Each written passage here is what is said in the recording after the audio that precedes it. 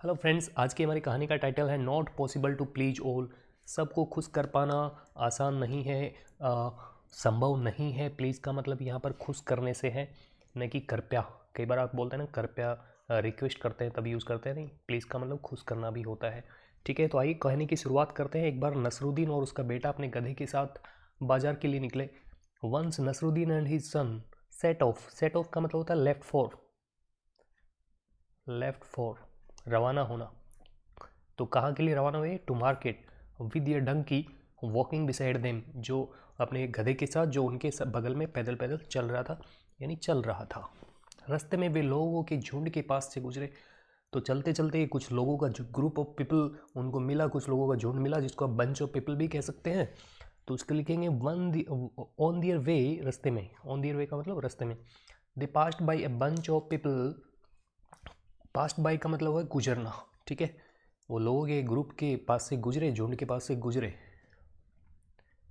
आगे क्या हुआ? नसरुद्दीन ने उनमें से कुछ को टिप्पणी करते हुए सुना। तो लोगों के ग्रुप के पास, लोगों के झुंड के पास से वो गुजर रहे थे, तो किसी ने देख के कि एक आदमी है, उसका बेटा है, छोटा बच्चा कह सकते हैं आप, और गधा है, तो तीनों गुजर रहे थे। तो कुछ लोग देख के उनको कमेंट कर रहे हैं। और कमेंट क्या है? अ, मनुष्य, मनुष्य का मतलब इंसान, इस आदमी के पास गधा है जिस पर उसका बेटा आसानी से सवारी कर सकता है, लेकिन फिर भी वह अपने बेटे को बाजार में पैदल चलवा रहा है। तो Nasruddin heard some of them commenting, उनमें से कुछ को कमेंट करते, टिप्पणी करते हुए सुना। मैन हैज डंकी, इस आदमी के पास गधा है।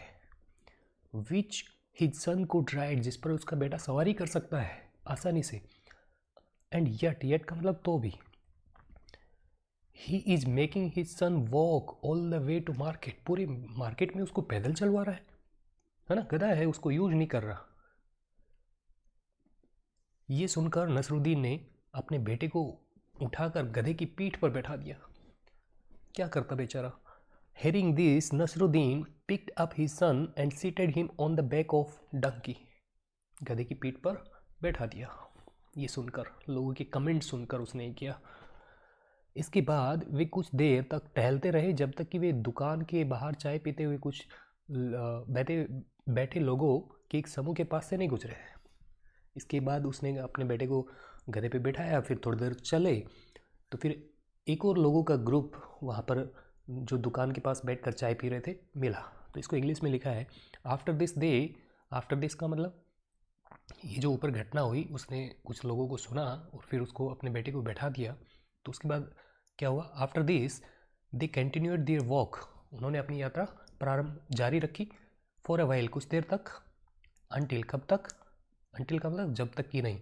Until they passed by a group of people sitting outside, ये एट है friends, at shop drinking tea, है ना। कब तक उन्होंने अपनी यात्रा जारी रखी? जब तक कि वो दूसरे लोगों के एक समूह के पास से नहीं गुजरे जो कि दुकान पर बैठकर चाय पी रहे थे। उनमें से एक ने कमेंट किया, तो दूसरा ग्रुप ऑफ पीपल था, उनमें से एक ने कमेंट किया। वन ऑफ देम कमेंटेड, क्या कमेंट किया? व्हाट टाइम हैज कम, क्या जमाना आ गया है। युवक अपने गधे पर सवार है। Young man is riding on donkey, उसके बूढ़े पिता को पैदल चलना पड़ रहा है। वाइल, वाइल का मतलब जबकि, कॉन्ट्रास्ट, विरोधाभास। एक सेंटेंस दूसरे सेंटेंस का विरोध करेगा। क्या विरोध कर रहा है? कि देखो, नौजवान बच्चा है वो तो गधे के ऊपर बैठा है, और जबकि his old father have to walk, उसके बूढ़े पिता को पैदल चलना पड़ता है। ठीक है, have plus two, have plus two का यूज आप किसी ऐसी सिचुएशन के लिए करते हैं, कंपल्सन के लिए करते हैं, बाध्यता या मजबूरी को दिखाने के लिए करते हैं, है ना। जैसे आप कहेंगे मुझे बस से जाना पड़ता है, तो आप कहोगे I have to go by bus, मुझे बस से जाना पड़ता है ना। मुझे जाना पड़ेगा, तो पड़ेगा ये फ्यूचर हो गया, तो आप कर दोगे will, I will have to go by bus, मुझे बस से जाना पड़ेगा। ठीक है, हैव टू का यूज होता है। आगे पढ़ते हैं। Doesn't he have any respect for elders, क्या उन्हें, यानी वो जो उस बच्चे के लिए कह रहा है, क्या इस बच्चे को या इस यंग मैन को अपने बड़ों का कोई सम्मान नहीं है, तो doesn't he have any respect for elders. ठीक है, आगे पढ़ते हैं। ये सुनकर नसरुद्दीन ने अपने बेटे को गधे की पीठ पर से उतारा। अब देखो क्या हो रहा है, पहले कमेंट सुनकर बिठाया था, अभी दूसरा टिप्पणी सुनकर उसने उतार दिया। ठीक है, और वह खुद अपने गधे की पीठ पर चढ़ गया। Listening to this Nasruddin took off his son, है ना, फ्रॉम डंकीज बैक, गधे की पीठ से उतारा। और दूसरी एक्टिविटी क्या की उसने, and he himself got on का मतलब सवार होना, got on his donkeys back, बेटे को उतार कर खुद सवार हो गया। इसके बाद वे कुछ देर तक इसी तरह अपनी यात्रा जारी रखते रहे। आफ्टर दिस, यानी ये दूसरी घटना के बाद, they continued their journey like this, उसी तरह चलते रहे फॉर अ व्हाइल, और कुछ देर के लिए चले। और कब तक चले, अंटिल नसरुद्दीन, अब देखो यहाँ से पढ़ते हैं, पहले हिंदी पढ़ते हैं। जब तक अपनी यात्रा जारी रखते रहे, जब तक कि नसरुद्दीन ने किसी और को ये कहते हुए नहीं सुना। अब देखो तीसरा आदमी आ गया कमेंट करने। Like this for a while Nasruddin had someone commenting. ठीक है, और वो क्या कमेंट किया, इस आदमी को तो देखो जो अपने छोटे बच्चे को पैदल नीचे पैदल चलवा रहा है और खुद गधे पर बैठकर सवारी कर रहा है, कितना बेशरम आदमी है। ऐसा होगा इंग्लिश में कैसे कहेंगे, look at this man who is so mean, है ना, कितना नीच है। मीन का मतलब नीच, ओछा, घटिया। क्यों, as to make his little kid walk, क्योंकि अपने बेटे को पैदल चलवा रहा है। ठीक है, मेक प्लस, देखो एक कॉन्सेप्ट और बताता हूँ, make plus object plus man verb का फर्स्ट फॉर्म। ठीक है, ये क्या काम करता है ये काम करता है जब, देखो आपने वर्ब्स को ऐसे पढ़ा होगा, गो का मतलब जाना पड़ा होगा, लेकिन हम बोलते हैं उसको भिजवाओ, तो उसके लिए क्या यूज़ करेंगे, make plus object plus first form. जैसे मैं कहूँ उसको भिजवाओ, तो मेक हिम गो, मैं कहूँ उसको बुलवाओ, मेक हिम कम, मैं कहूँ उसको हंसाओ।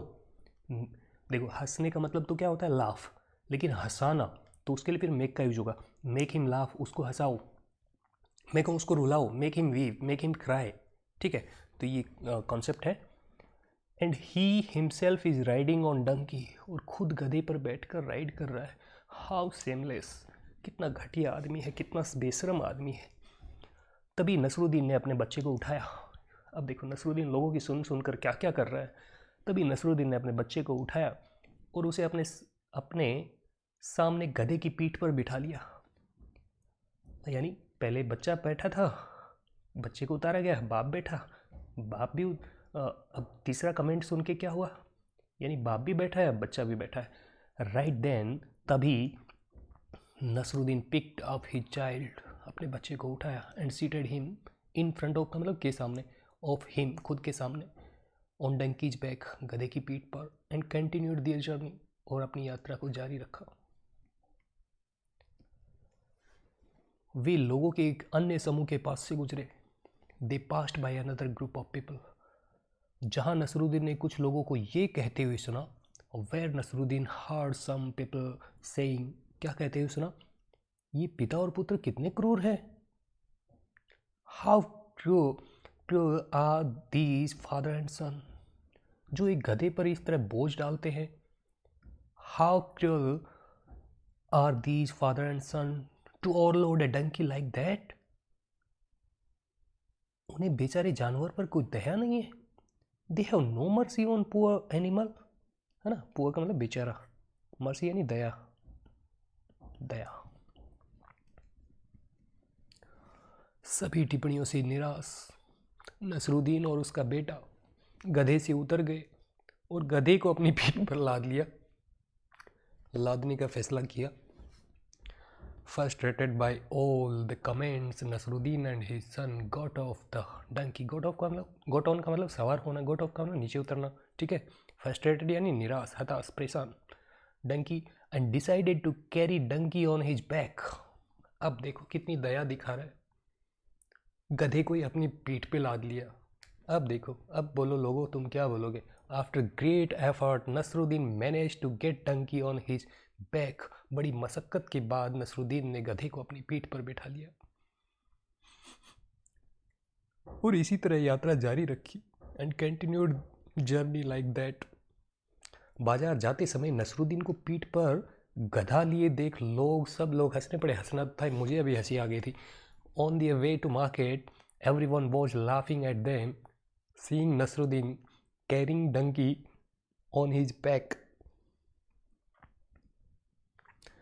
सभी को हंसता देख नसरुद्दीन ने गधे को नीचे रख दिया। क्या करे बेचारा नसरुद्दीन, और बाजार की ओर चलना जारी रखा, क्योंकि वे शुरुआत में ही चल पड़े। जैसे कि वो शुरुआत में चले थे, सॉरी ये गलत टाइप हो गया, है ना। लोगों को हंसते देखकर उसने गधे को नीचे उतार दिया। भाई क्या करे, ठीक है। और शुरुआत में जैसे चले थे स्टार्टिंग में, वैसे ही चलना स्टार्ट कर दिया। तीनों बाजार की ओर चल पड़े। सभी को seeing everyone laughing, Nasruddin put donkey down and continued their walk to marketplace as they started in beginning। जैसे वो शुरुआत में चले थे वैसे ही all three walking down toward market, और मार्केट की तरफ चल दिए। तो कहानी का मोल क्या है भैया? सबसे इम्पोर्टेंट, लोग अपने हर काम में आपके हर काम में कमियां निकालेंगे भैया। People will find faults in anything you do. आपके हर काम में कमियां निकालने वाले मिल जाएंगे।